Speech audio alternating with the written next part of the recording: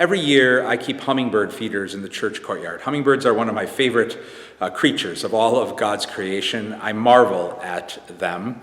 And I'm particularly mindful of them this time of year as we move into fall, because they're preparing to migrate south. And I'm always making sure this time of year that there's fresh nectar in the feeders, because it's vital for the hummingbirds to have food for their journey as they have such a long flight ahead of them. Food for the journey, how important that is. In the tradition of the church, when somebody is dying and I go to visit them for last rites, if they're able to receive one last communion, the church calls that viaticum, which is a Latin word that literally means food for the way, food for the journey.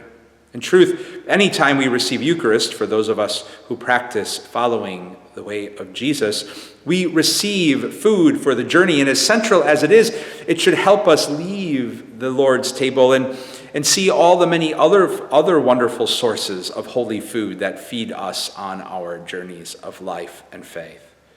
And within that is a holy invitation to pause and pray and reflect on what really feeds us in wonderful and nourishing ways on our journeys. For me, that's time with people with whom I have meaningful and deep and mutual and vulnerable relationships, or really good music and poetry, or being fed by awe and wonder at the gift of God's creation, even and especially hummingbirds. I hope you have lots of holy food that feeds you, and I hope you spend some time today at banquet with some of that food. God's peace and blessings to you all.